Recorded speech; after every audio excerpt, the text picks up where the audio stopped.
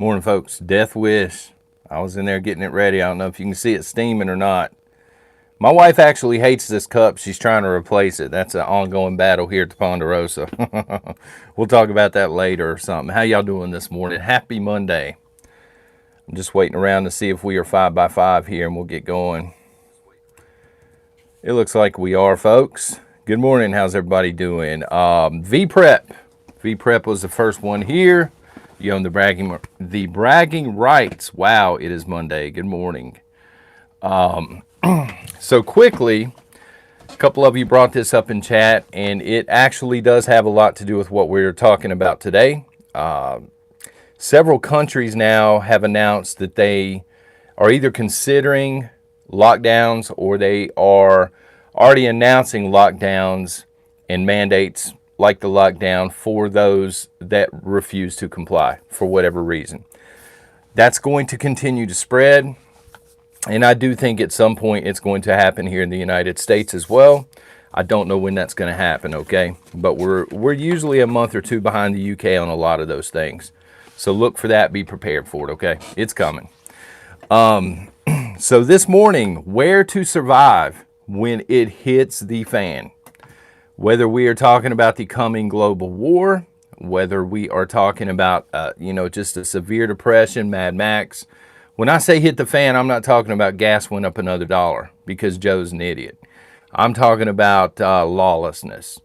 It's just not safe for you to be at home anymore unless you have a huge homestead, well-protected homestead. Where are you going to relocate, okay? And we will get into the chat. I agree, Ink Scars. It flagged you. YouTube flagged you for that, but I agree. So where to survive when it hits the fan? Now, I think you can make an argument for all of the 50 states. You know, it just, a lot of it depends on what you're used to. As a prepper, for example, Georgia is not on this list. However, it was almost on this list because I think there's a lot of Georgia that is very rural. And you could survive out there outside of Atlanta and stuff like that. But again, I factored in several things, folks. Stay out of the cities, Washbrain says, absolutely. I'm thinking about cover. Okay, so the entire idea of you bugging out or going somewhere off grid is so you're not found. You're going to need cover from the air. You're going to need cover all around. You're going to want to be several miles, I would say 40 or 50 miles away from the nearest city, and you want to be several miles away from any kind of an interstate. Okay, so I've considered that this morning. Proximity to water. You're going to need water in order to survive. Maybe you're in a climate where it rains every other day, but most of us are not. You're going to need some sort of water source. What is the weather like? It pertains to the poll this morning. We'll get into the poll later. What's the weather like? You know, if you're from Arizona, you may not want to bug out and go, up into Canada or, somewhere where it's really, really cold a lot of the time, North Dakota, for example, unless you're used to it. You want to get your feet wet and vice versa. If you're from the Dakotas, you may not want to bug out and go to New Mexico because it's a culture shock. Soil. What is the soil like? Are you going to be able to plant? Are you going to be able to produce your own food at that point? Climate, but also the soil. Firewood. Is it plentiful? Do you have ways to make fire? You're gonna want to consider that, or at least I do. What is the fishing like? Is there wild game in the area that you can hunt, that you can trap, this sort of thing? Can you get there safely? This is something that a lot of people, I think, neglect. They say, well, I'll just bug out and I'll go here. And here may be 2 states over, but they don't have any extra gasoline at home. Okay, can you get there when that time comes? Can you do it safely? Do you have maybe alternative routes mapped out and things like that? You're going to need more than one route because you don't know what's going down at that point in time. But the 3 things that I really keyed in on this morning are population, natural resources, because you're going to need them, and the climate. Hot, cold, how dare you, all that kind of stuff. So I've identified, how many do I have here? 5, 7 places here in the United States that I personally would consider bugging out to. To each their own. Again, you can make a case for all 50 states, Alaska, for example. But where I'm at, I'm not going to be able to bug out all the way across to the West Coast and then up to Alaska. It's just not a possibility for me. That's why it's not on the list, okay? If you plan on or you would consider bugging out somewhere that's not on this list, just drop it in the comments, please. So the first, and because it checks all the boxes on my list, plus I'm familiar with it, the Appalachian Mountains or Appalachian Mountains. I hear people on TV say the Appalachians. I hear people on YouTube say the Appalachians, and that's probably correct. But I'm surrounded by people in my area, and we all say Appalachian for whatever reason. I'm thinking immediately of West Virginia, which would be my preferred location. I'm thinking about parts of Tennessee where there are a lot of mountains, a lot of tree coverage. They have a lot of natural water and resources they are hunting. And I'm thinking Kentucky. So that area of the Appalachian Mountains would be my number one preferred location. The weather in this area, middle of winter, it's cold, but it's not 40 below cold. Okay, the middle of the summer, it's hot, but it's 90s, high 90s. At its peak, usually, it's not 125 degrees outside. So for me, that works. Appalachian, thank you, Diddly Squat. Number 2, North and South Dakota. Largely because it's remote and there's not a lot of population there. It seems like, never been there, but it seems like it would be the ideal spot to kind of go and do your own thing. It is the Alaska of the continental United States. At least that's my perception of it, okay? North and South Dakota. Number 3, Ohio and Pennsylvania. Now, I'm not talking downtown Cleveland or Philadelphia. I'm talking, the remote areas. Again, somebody said earlier, stay away from the bigger cities, okay? My reasoning here is it's full of Amish, these rural communities. And if the Amish can survive out there, so can we. Okay, the Amish are very, very smart. I would argue they're the ultimate in homesteading. But if they have learned something, you can learn something. So at least I know the area, again, outside of the bigger cities, it's not full of people. It's full of natural resources. The climate's good enough to grow things because the Amish do it all the time. Number 4, and this one's going to shock some people. Homestead Homeboy, North Carolina. Good morning, son. Thank you for that. Number 4 is going to be a shocker. Northern California and the Pacific Northwest. I'm not talking about Portland and Seattle here, okay? I'm not talking about Sacramento. I'm talking about the stronghold of patriots in Northern California. I believe Northern California would be an ideal spot because a lot of it is wooded and you are surrounded by ruby red patriots that would fight alongside you during an SHTF. The Pacific Northwest, the cities are trash. Yeah, it is a shocker. The cities are trash, obviously, but there are a lot of places you can get lost in, assuming they don't burn it down, okay? So it's going to be a little colder, but rain's not going to be an issue. You're going to have plenty of water and things like this. Number 5, the Rocky Mountains. You folks pointed that out last week. I looked into it. Plenty of water as long as you know what you're doing up there. So the Rocky Mountains would definitely be a bug out spot, assuming again that you can get there, okay, safely. Number 6, redwood trees, absolutely. Plenty of wood, plenty of rain. Number 6, Oklahoma and parts of Texas. I think parts of Texas are lost at this point. Can we get an amen on Austin? There are parts of Texas that are just being overrun. The border counties, the southern border counties, they're not safe now. During a Mad Max, they're definitely not going to be safe. Again, your larger cities like Dallas. Austin's not a tremendous fairly large city, but it's full of liberals. Houston, things like this, San Antonio. So the population is there. You want to stay away from the population. But Texas is a very large state.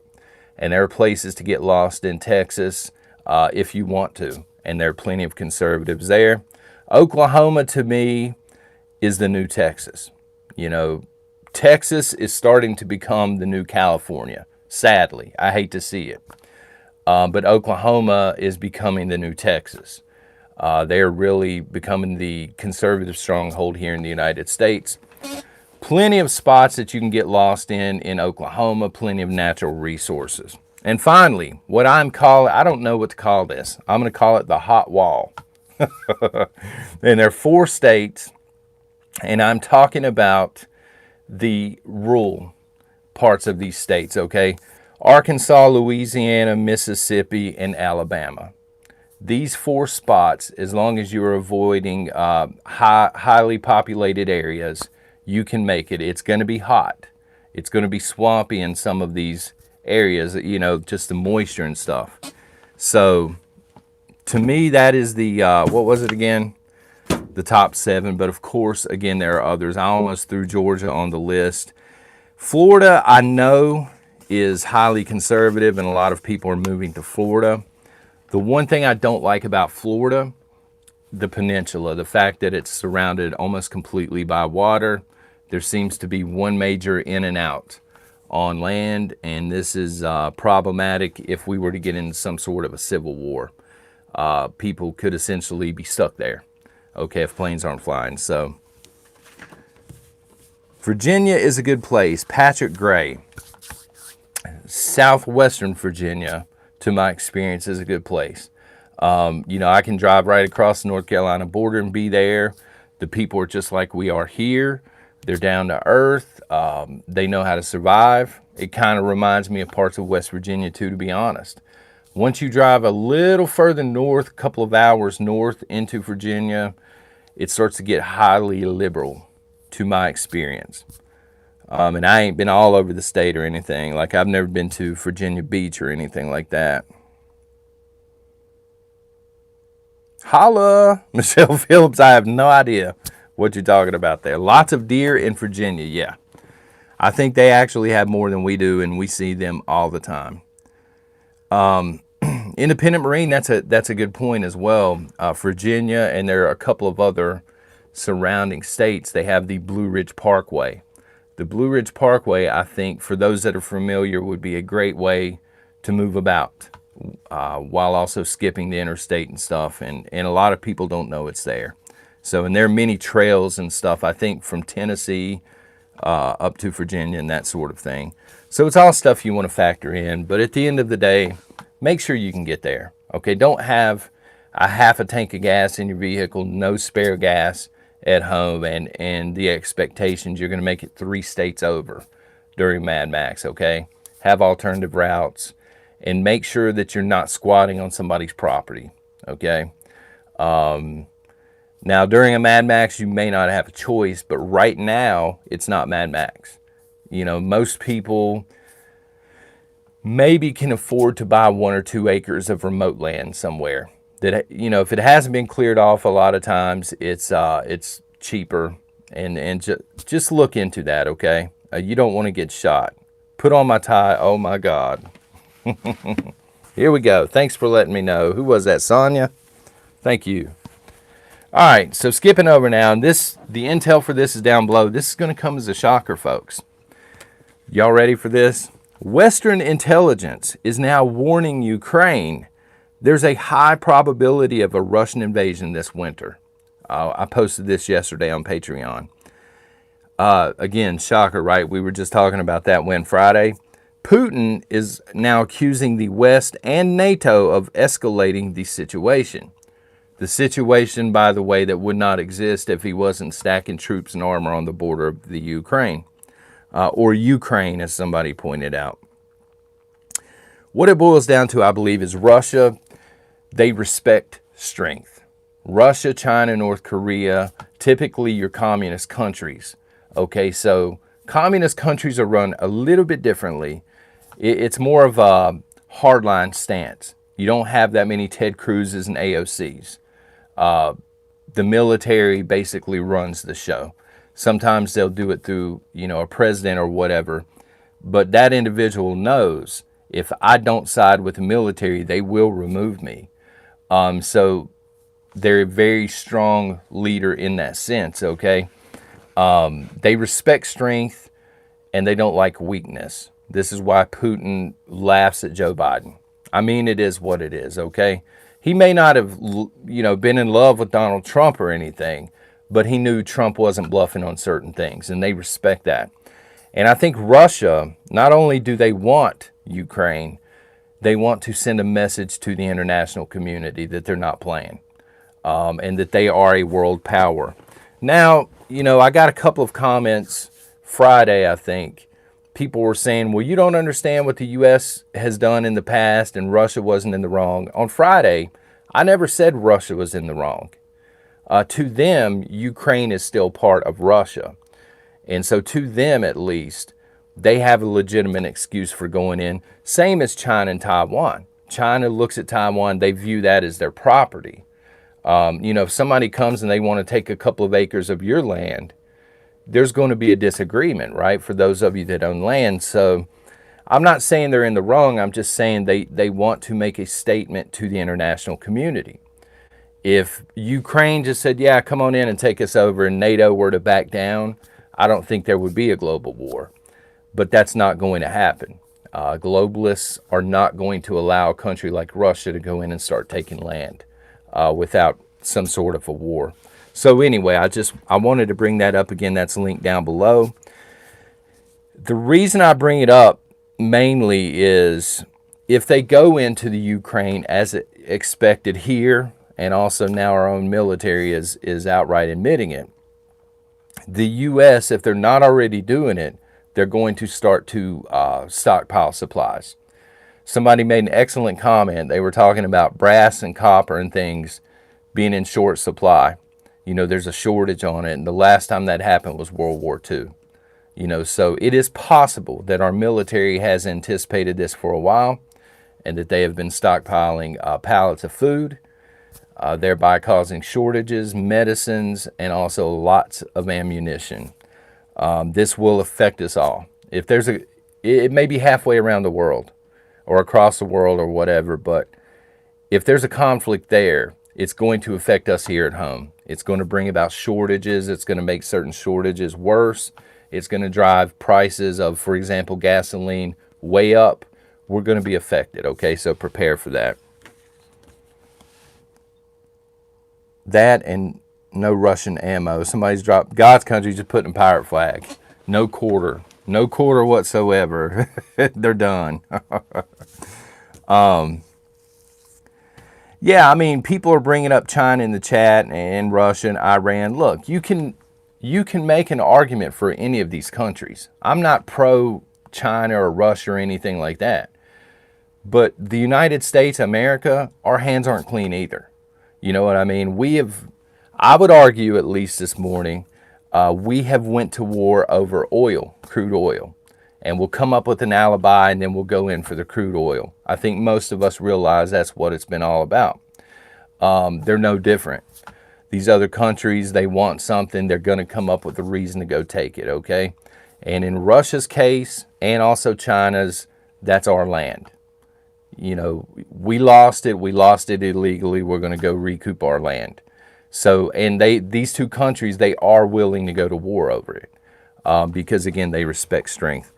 So I'm going to pivot over now this morning to the scenario, because the scenario is an actual email that I got. It was weird. I got this email after the prepper clause video, and I'm thinking, well, somebody's going to be making fun of me for the prepper clause, which I wouldn't blame them. But this lady, she doesn't want me to mention her name. She's normally in morning chat. She has a dilemma on her hands. And so I'm going to pitch this scenario to you. And you folks in chat, please, or after the fact, if you're commenting after the fact, let me know if you would buy this or not and relocate, okay, and why or why not. So this lady has an opportunity right now to buy 14 acres of land for $25,000. That's cheap. At least where I'm at, that's very cheap. There are a couple of downsides here, okay? There's no possible way for her to get internet. And she mentioned internet specifically because of homeschooling. She didn't know, I didn't know, to be honest with you, if you need the internet full time or not for homeschooling. So if somebody knows, please drop that in the chat. There's no running water on the property. There's no water source. There's not a river nearby, nothing like that. No well. She said otherwise, it is great homesteading land. Okay, it's kind of flat, the soil's good, all this stuff. She said that there was a trailer already on the property. She would have to fix it up and make it livable, but it can be done. So that's all the upside, okay? The downside, the biggest downside for me, and I told her as much, her kids are in a fantastic school right now. She would have to relocate and put her kids in a horrible school, one of the worst in the state. And so you folks, if you don't mind in the chat, let me know. It's really cheap. Again, $25,000 for that much acreage. But I told her, you know, this is going to be a culture shock for your kids. You're going to be uprooting them out of a great school, putting them in a terrible school, in a situation with no internet. The water, maybe at some point you can get water there. You can get a well done or something. You could come and pay to have somebody come out and check that out. That may be a possibility. But I said otherwise, you know, even at that price, I still wouldn't do it. I wouldn't traumatize my own kids that way. But anyway, I just thought I would mention that this morning. We normally do like hypothetical situations, but this lady is really in that situation. So a lot of people are saying don't do it and pass. Honestly, that's my first one also. You need water to live, Homeboy Homestead said. Absolutely. And she had talked about they would have to buy, you know, water and all that stuff. And it just, you hate to see it, but that's probably one of the main reasons the property is so cheap right now. And I also thought it was odd that there was a trailer on there with no water. I don't know what the previous family or whatever was doing, or maybe it was just like a hunting spot or something. As I think as a secondary piece of property, like a bug out location, I mean, as a last resort bug out, or maybe somewhere where you go stay the weekend, but I don't know that I would move my kids there permanently. That's a very good point. Alta Prep says bad schools are often surrounded by bad areas. D Ladybug, we homeschool and use DVDs. I didn't know that was a possibility. She was asking about homeschool and stuff, and I'm like, I don't know.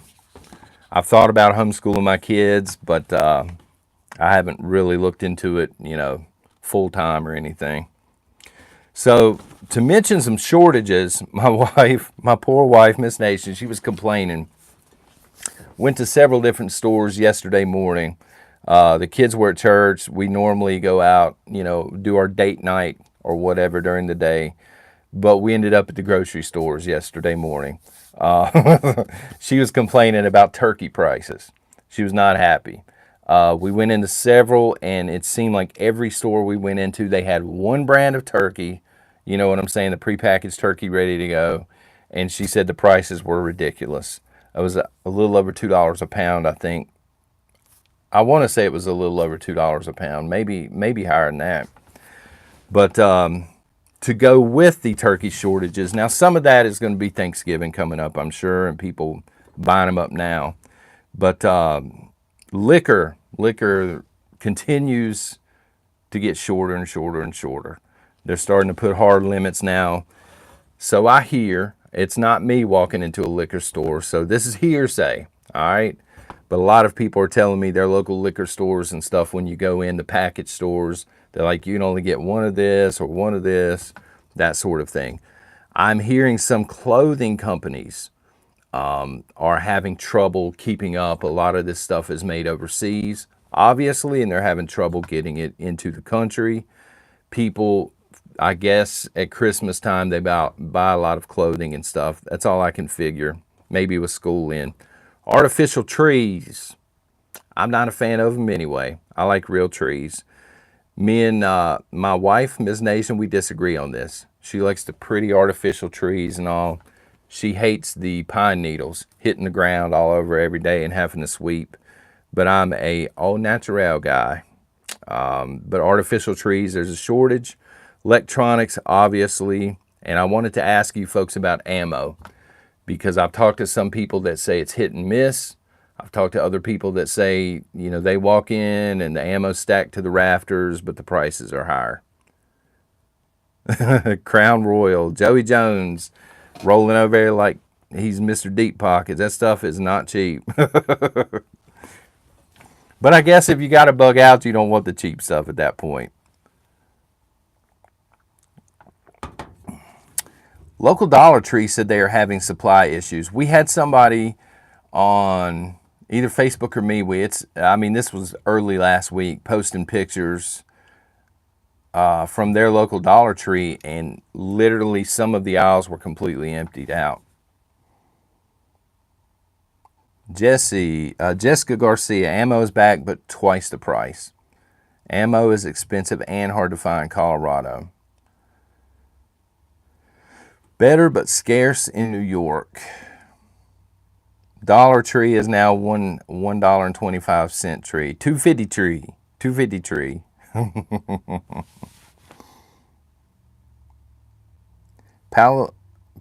Palmetto State Armory. I buy ammo in bulk. PNP.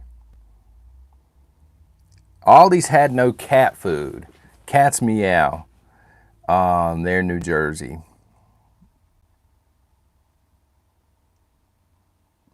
Many Dollar Trees are having employee issues, Jen. It's been a few days, but we did go into ours. They were well stocked on most stuff. I'll admit, I wasn't checking the prices. I should have, in hindsight, been looking for like the $1.25 stuff now. But they were well stocked, but they were short on employees. Or it seemed to me like they only had 2 people. The store was slammed, and they had a bunch of the things up saying, you know, career opportunities and stuff like this. Now that you mention it.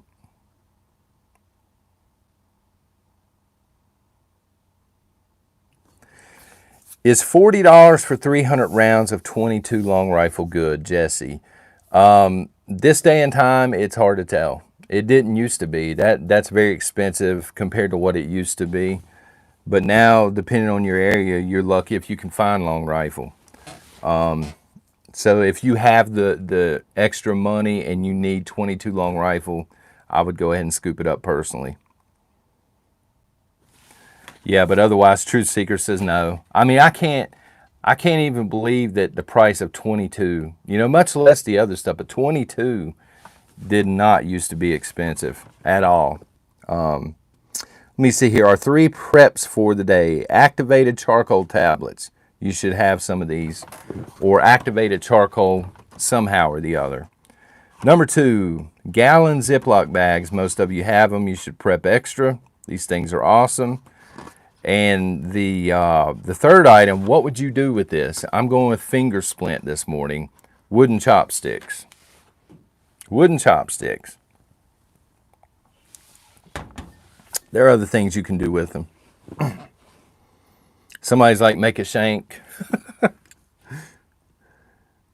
Yeah, they used to be $1 for 50. Hal and Harry on the Prairie. .22 long rifle used to be $1 for 50. It just went up so high. Eat. Justin M. You sound like my daughter. She loves the ramen noodles and stuff. She got the special bowls and everything. Hot sauce. Wow. She gets into it. Knit.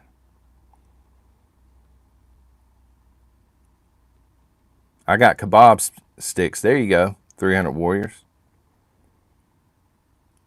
Oil lamp, lantern with oil. Steaks for tarps. Very good, Bama Jen. Did not think of that. Wooden chopsticks are for making designs in handmade soaps. Kaori, I think I'm pronouncing your name correctly. I'm sorry if I'm not. That's a good idea. I mean, I've never made handmade soap, but that seems like it would work very well.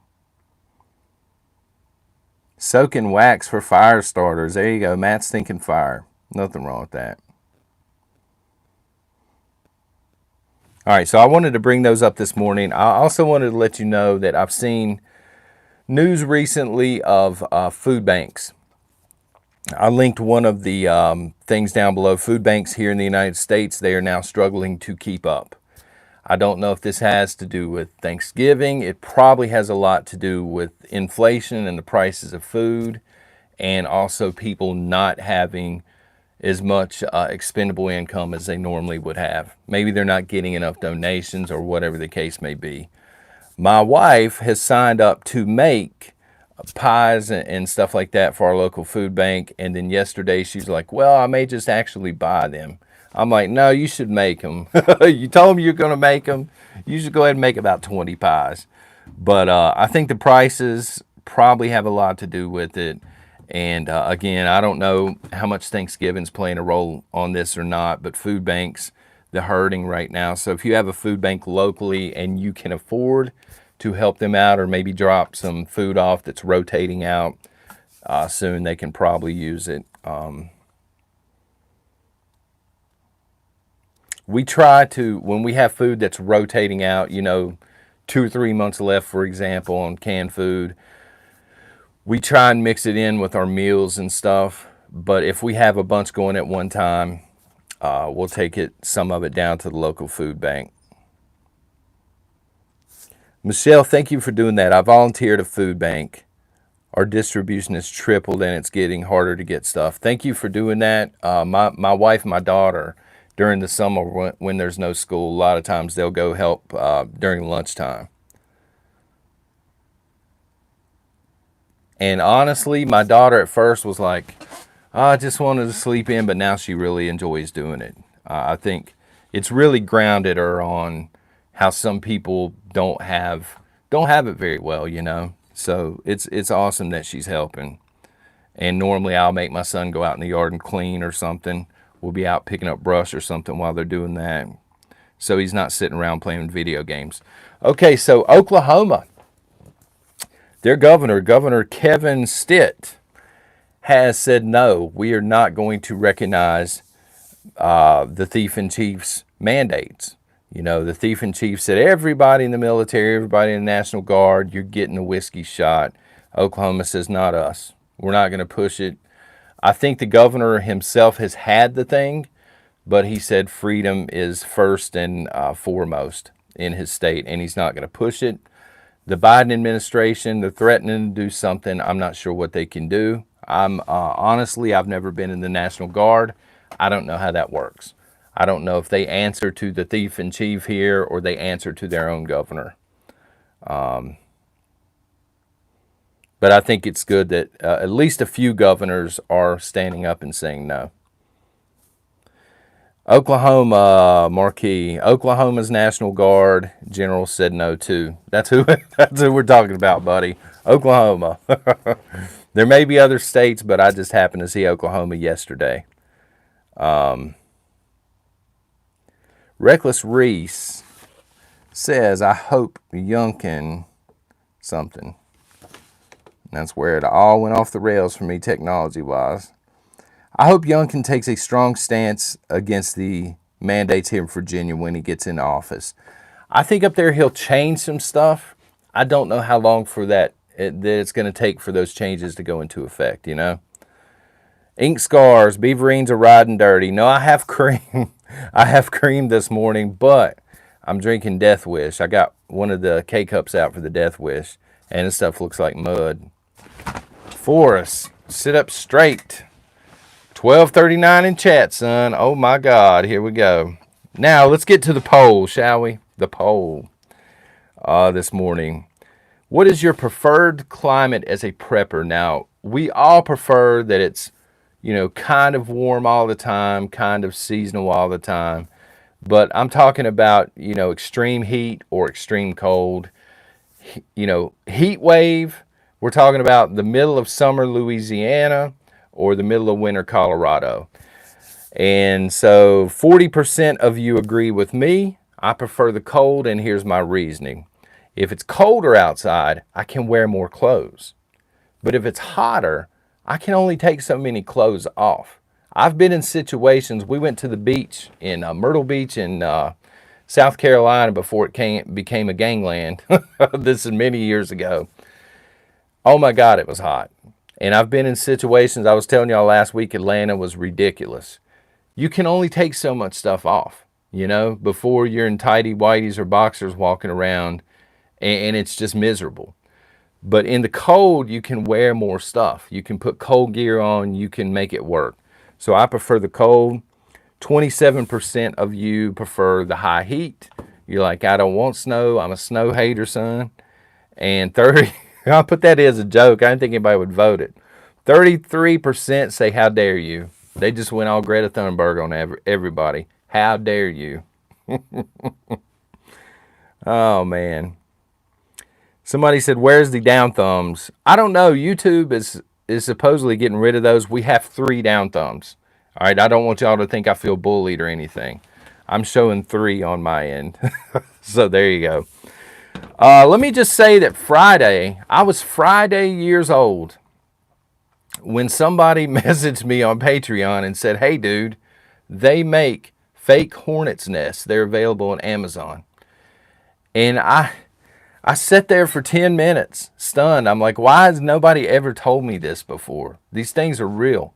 They're real. I went and I checked. Hornet's nests, like decoy hornet's nest, are real, and nobody's ever told me this. I didn't know these things existed. They're kind of like scarecrows for bees that keep bees away from your property. So I'm going to be ordering some of those. Does anybody have any that they've tried? Do they actually work? Thank you, Linda S. I have fake hornet's nests, and it does help. I will have these things hanging off the house everywhere.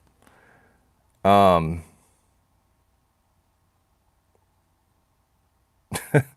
mean, I was like, is this guy, is somebody messing with me here? Am I just being naive? Nana P, you knew about it. She says they work, and nobody bothered to tell me.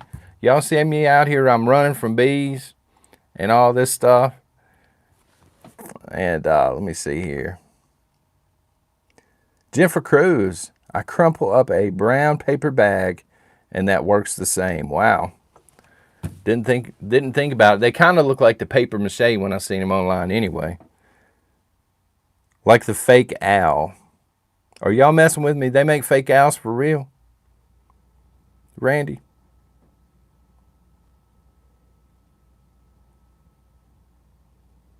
What does the fake nest do? Prepping for it.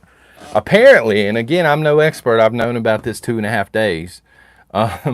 Apparently, you hang them up, and other bees are scared of the hornet's nest. So they just go on somewhere else, and they build nests somewhere else. They do make fake owls. Well, I was Monday years old when I learned that.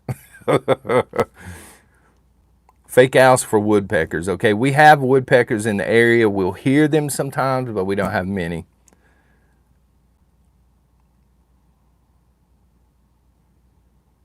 Fake owls keep birds away from my blackberry bush. I did not know that. I'm learning stuff today, son. Homestead Homeboy. I received my Beaverine shirt. I'm so glad. I'm so glad. Thank you, brother. The shirts and all the merchandise and stuff. I would like to claim responsibility for getting that there to you on time, but I actually order from the same place. They ship it independently. I never touch the item, so I'm glad you got your shirt.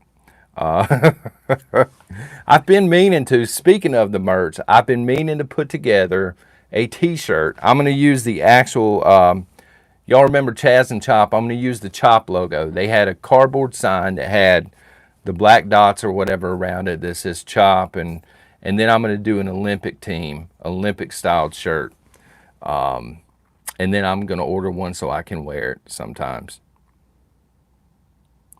What's on the talk list today, my friend Mark? We're just rambling right now. I will say this. I had a creator reach out and congrats us on, what was it, 40,000, which I never thought we would have that many people over here. They said, what are you going to do when you hit 100,000? I said, first of all, people would have to be nuts. There ain't that many crazy people in the world. you know, for us to have 100,000 subs. But listen, here's the deal. I promised somebody a long time ago I would give away a nice generator if that ever happened, because I was sitting at 2,000 subscribers and I said that would never happen. So we're going to do that. Plus, if we ever get to 100,000 subs here on the channel, I know it's a long time, right? I'm going to grow my hair out. I'm going to dye it green or purple or something ridiculous.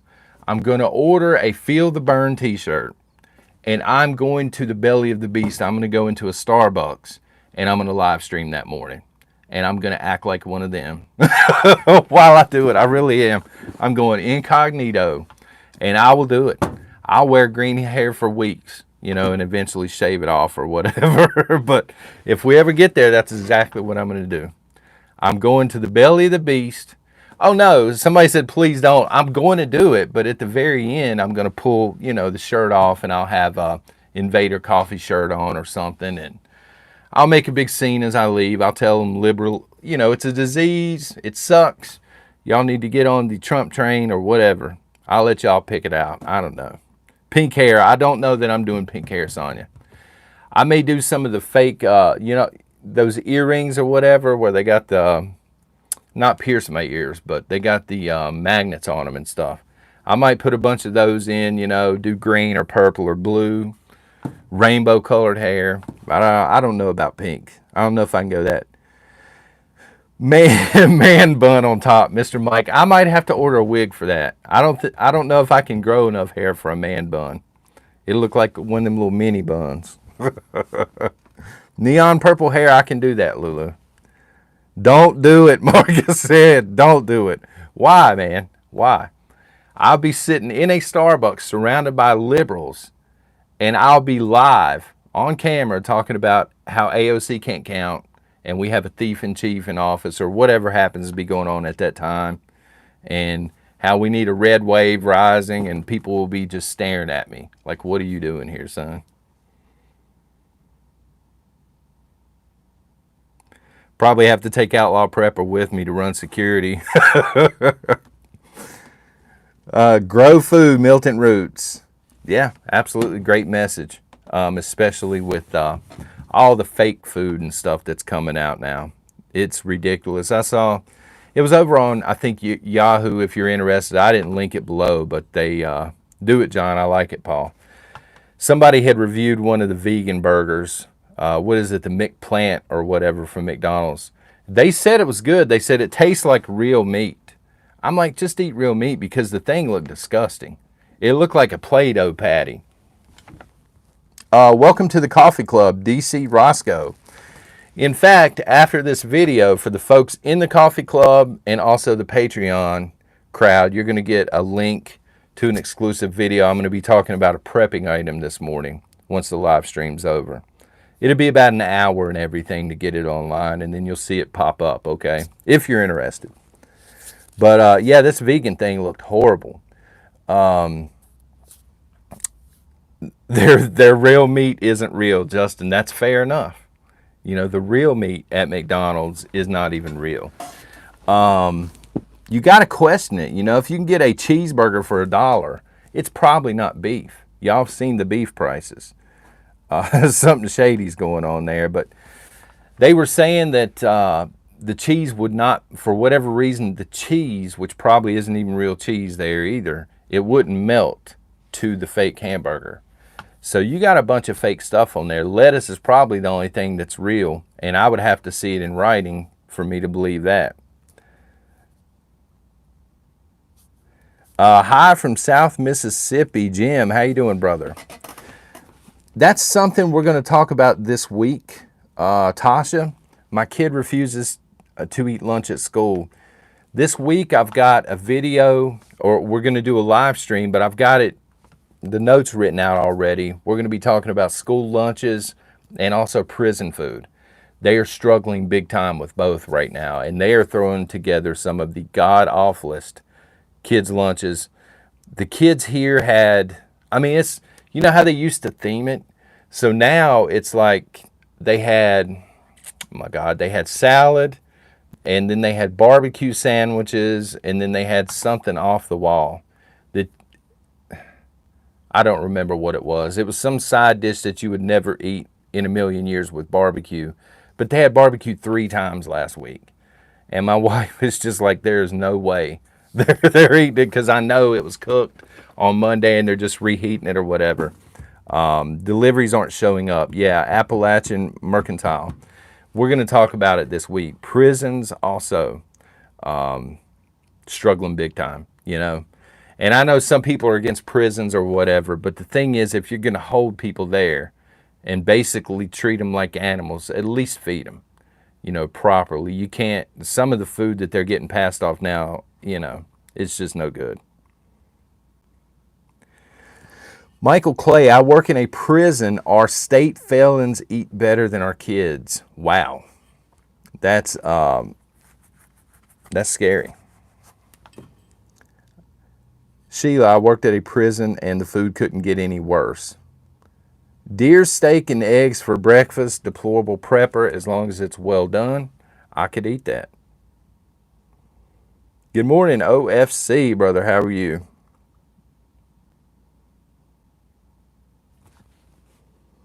Yeah, we were talking about that earlier, James. The EU ready sanctions.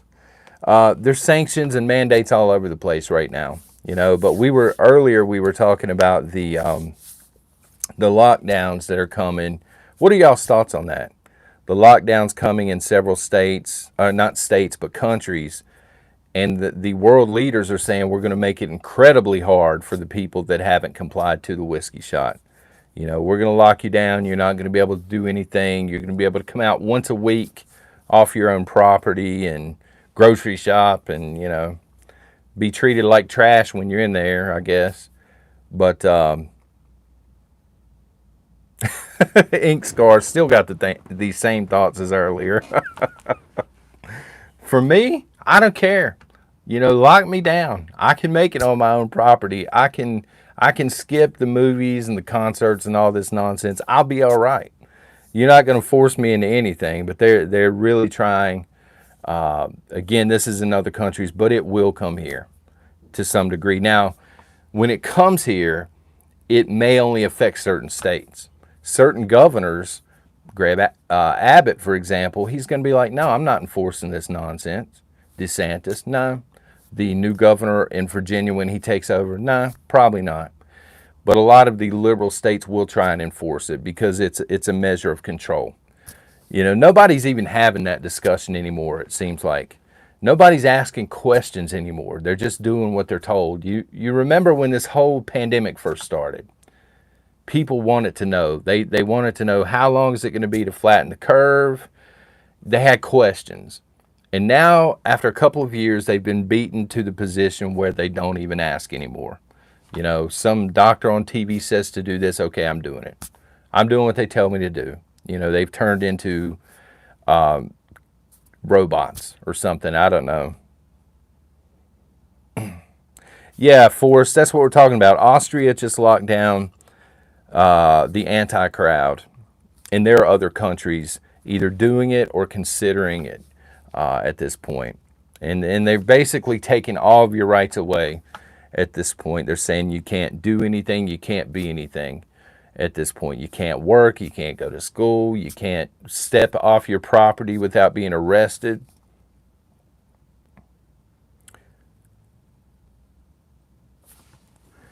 Yeah, that's a great point. Richard, what if you had the C19? You have the antibodies. Been there, done that, and they don't care. You know, they're more concerned about this whiskey shot that they've developed that obviously doesn't work as well, but they don't want to hear the natural argument. They just shun it. I mean, it just doesn't make sense anymore, you know? We were talking about last week how they're telling people, you know, this winter, open your windows so you can get fresh air and get the C19 out of there. And then these same people are telling you when you go outdoors this winter, wear a mask. Well, that makes zero sense. Don't you want us to have fresh air? You know, it's a measure of control, I'm telling you. And the question I had when I saw this in Austria and the other places, the question I have is If you lock these people down and you strip all their rights away and they still don't comply, what's your next step? What move do you have left at this point? You know, you going to imprison these people? You're going to go door to door and start forcing it on these people? There's no cards left for you to play at that point. If they're willing to, and like I said, I'm willing to sit at home, sit on my property, I'll build a fire in the back and chill, you know, in a camping chair. What else can you possibly do to me other than arrest me or what? Show up at my door? There's nothing left for you to do. So this thing this thing could escalate at some point, you know, and I have to be careful what I'm saying here, but we're getting into dangerous territory because, again, most people in this country and other countries have been beaten down to the point now where they agree with anything they see on TV and in mainstream media. They really do think at this point the people that haven't taken this thing are to blame for everything. They've forgotten where this originated. They've forgotten that this originated during a time when we were in a trade war with China and that the economy was booming and that President Trump was probably going to be reelected. They've forgotten all this, okay? They've forgotten flatten the curve in 2 weeks.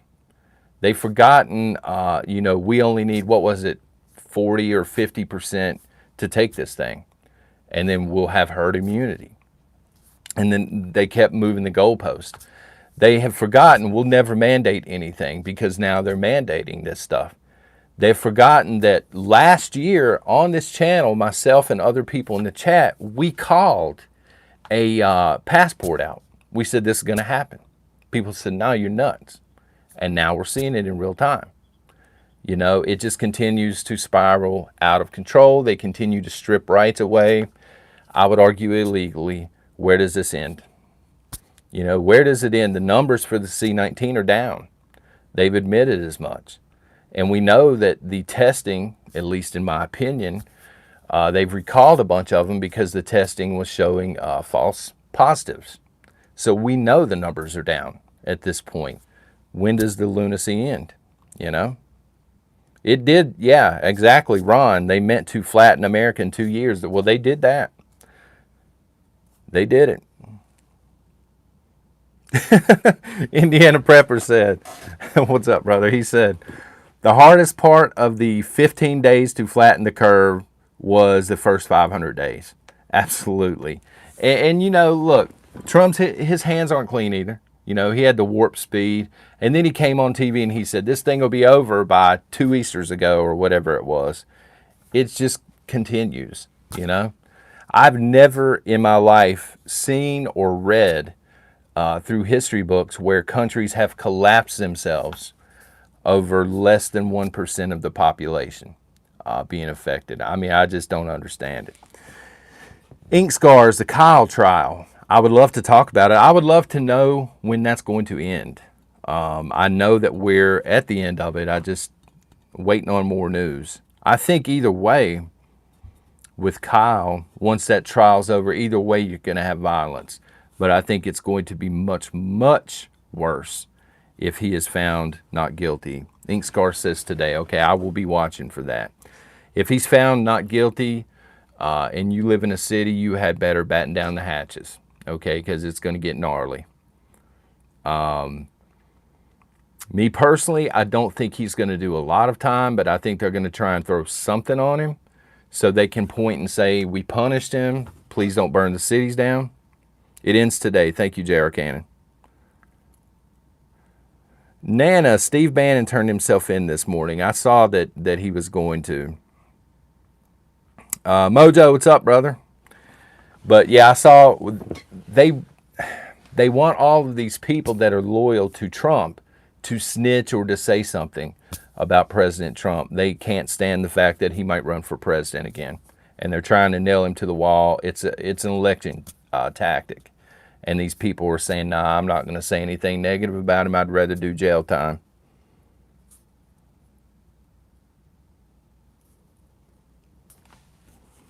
Order out of chaos. And somebody, I know this is bad to say. I didn't say this, but I'm repeating it. I saw on social media yesterday that free Kyle, because the chaos that we know is coming after the trial either way, we need people like Kyle back out on the street. And I know that's probably not the greatest thing to say, but at the same time, the kid stood up for what he thought was right, and we do need more people like that. Brian Turner has a request for a shout out. What's up, Brian Turner? Thank you for being here. I'm sorry I missed that, brother. Yeah, this coffee will jack you up. Thank you, River Rat, for being here this morning.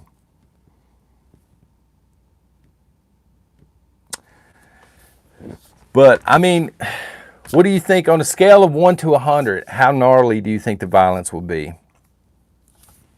David says the trial is rigged. That's quite possible, you know.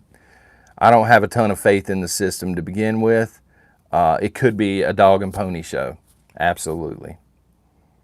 I know they have gotten the National Guard on standby there, Kenosha.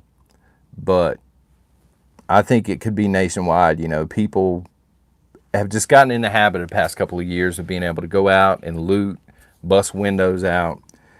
In bigger cities, bigger blue cities, very good point, Vaughn, we will see violence. If you live in a bigger blue city, have the stuff you need. You should already have it, you know, be able to secure the door and pour a drink of your choice and laugh at these idiots that are out in the streets trying to get their way like little children. No, John, don't use fabric dye. You talking about on my hair? It would come out of a box. Otherwise, I have no idea what you're talking about, Squeaky. All big cities are blue. A lot more so than small town America. But there seems to be, you know, your bigger cities, some of them are over here, and then some of them are way off in the ditch in terms of liberalism and stuff.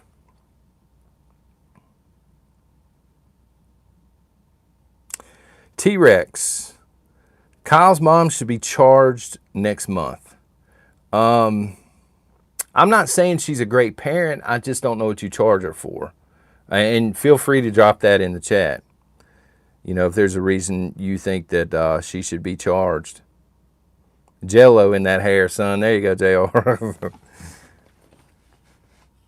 I'm going to look back. If we ever get there, I'm going to look back and be like, oh, God, did I really say that? I'm going to try and go through and delete that part of the video. I agree, Mojo. I think it was self-defense. People can make the argument, hey, he shouldn't have been there. He was underage. Maybe he shouldn't have had the rifle he had. Maybe the parent, you know, the mom shouldn't have taken him there. But on the flip side of the coin, he had just the same right to be there as everybody else. That were, you know, they were there. They were lighting stuff on fire. They had handguns. They were not there for any good, you know. And he was there. I think he's made a decent case of I was there to actually try and help people. But I was also able to defend myself.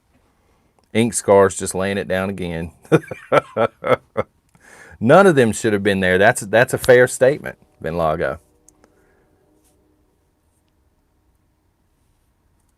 Oh, God, Mames. Y'all would really do that to me? You would remind me, hey, you said you would do this? Oh, man. So we are supposed to lay down and take it. No, I'm not saying that we are supposed to lay down and take it tomorrow. I think, on one hand, the argument can be made that he was underage and his mom shouldn't have driven him there. But I think, on the other hand, the argument should be made that adults should have been out there protecting the stuff so that Kyle did not have to. His mom should have been driving herself there with a rifle to help protect things. And there's just not enough people willing to stand up and defend.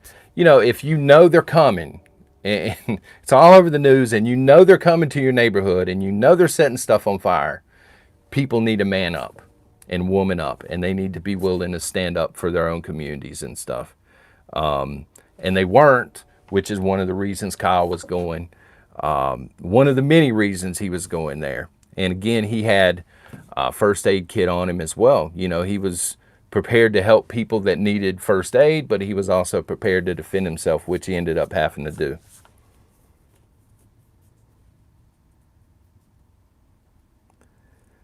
But we'll see. The trial is on now. Well, T-Rex, I need to go then. I have to film something for, again, for Patreon, the coffee club. But I want to watch the trial, and I want to see how it goes.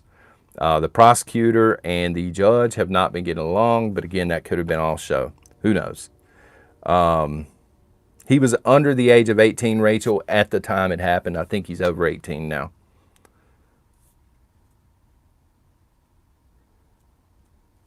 Randy, personally do not think a 17-year-old needs that type of gun. That's fair.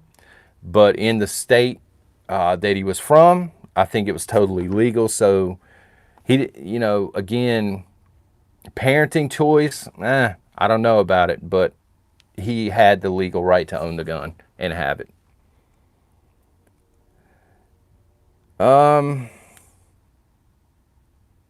Well, Donna, we're getting ready to shut it down, but welcome to the live stream, ma'am. All right, folks, I'm going to head off here. Y'all have an incredible Monday. If you have a chance, keep an eye on the trial, and we will be talking about it. If it ends today, we're definitely talking about it in detail tomorrow, okay? All right, y'all take care and God bless.